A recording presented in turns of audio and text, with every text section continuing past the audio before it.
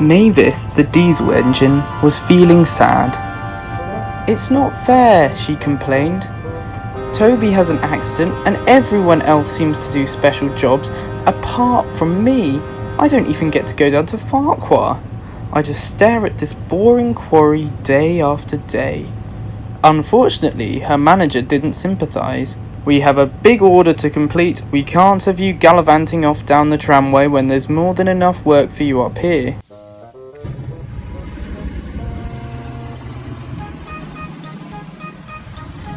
The junction at Knapford had been closed for several days whilst the track was replaced.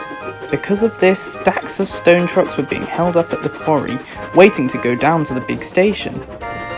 Once the junction reopened, the Fat Controller sent Thomas and Percy up to the quarry to double-head some long trains of stone in order to get the project back up to schedule.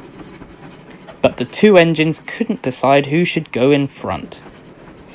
"You hardly go up to the quarry anymore," Percy exclaimed. "I know the route much better than you do." "Rubbish," said Thomas.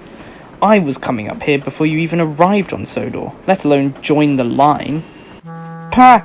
Who's the assigned goods engine on this branch line?" "What are you two badgering on about?" Mavis asked.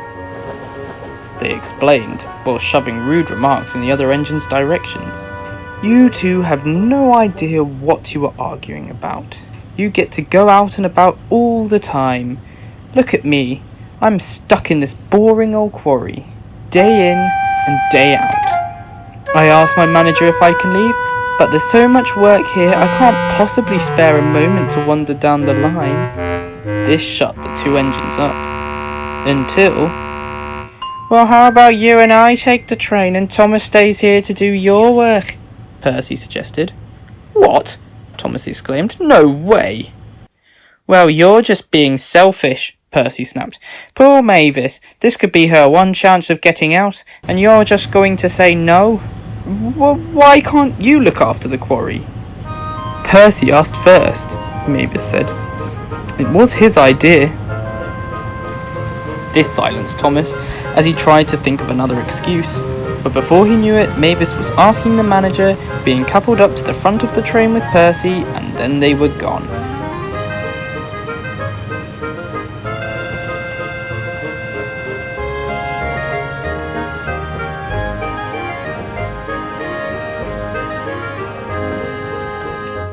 "Oh, that Percy," Thomas snapped.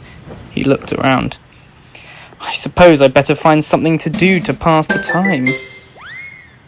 Meanwhile, Percy and Mavis were enjoying themselves as they went along the branch line. "It's so nice to be out of that noisy quarry," she said happily. "That was a nice idea of yours, Percy. Thank you." "You're welcome, Mavis."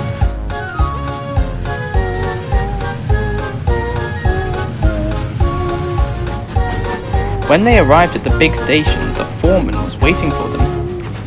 "We have awards for Knapford Harbour.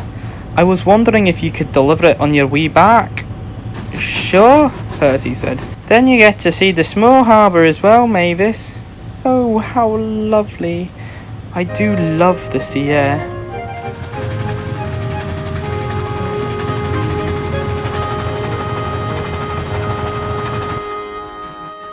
Thomas was getting impatient at the quarry.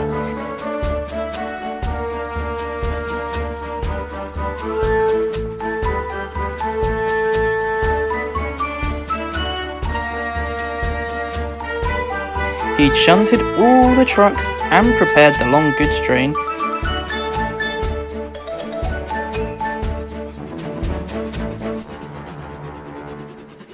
But Percy and Mavis still hadn't come back. And they weren't coming back soon. They were having too much fun at the harbour. Thomas was getting crosser and crosser and crosser. Finally, he'd had enough. "Right," he said. "That's it. If those two aren't going to come back, I'm going to take the trucks myself." The manager wasn't very happy when he saw what Thomas was doing. "Hey, you're supposed to be working here." "There's nothing to do here. No wonder Mavis gets bored." It was hard to move the long line of trucks, and they were being very silly. Hold back! Hold back! Hey, come on now! Can't you see my situation is difficult enough already? Sorry, Thomas.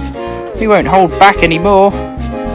The trucks released their brakes and Thomas started forwards out of the quarry.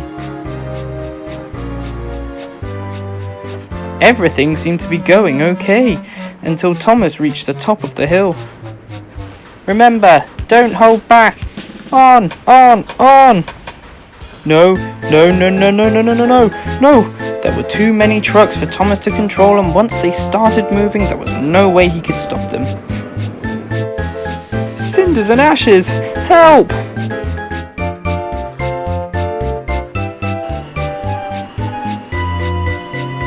Oh no! Percy! Mavis! Thomas! What are you doing? Thomas rushed into the yards and slammed into the buffers. The trucks were sprawled out across the sidings. Luckily, no one was hurt. Percy and Mavis rushed into action. They fetched the breakdown crane and helped clear away the unhurt trucks. What were you doing, taking all those trucks? Percy asked. You and Mavis never came back, Thomas sighed. I couldn't wait any longer, so I decided to try and take them myself. But these trucks are always troublesome, especially when they don't know the engine, Percy said. I tried to warn you. There was an awkward silence before the Fat Controller arrived. Well, he said. This is quite the event. The branch line really does fall apart without Toby. Thomas, I know Percy and Mavis disappeared, but you should not have taken all the trucks by yourself. I know. I'm sorry, sir. The quarry manager had stern words for Mavis. I sent you to the big station and back, not gallivanting off to wherever you please. You have caused a great deal of disruption. Oh, I'm sorry, Mavis sighed. I just wanted to get out the quarry again. The manager thought. Maybe we can store more of the stone trains in the Ffarquhar yard, rather than stacking them up at the quarry. That would mean you could bring them down here. I would like that, Mavis smiled. After that, Thomas and Percy decided it was silly to argue about trucks, and they worked hard until all the stone had been delivered. Mavis worked hard too, ferrying the trucks up and down the tram road. Until at last... Well. I thought everything had gone to pot. Toby, you're back, Percy exclaimed. I am indeed. Back and ready to work again. When can I start? Sorry, Toby, but Mavis has taken over your job now, Thomas laughed. No, I'm fine with Toby taking it back now. I could do with a rest. I'm exhausted. The engines laughed.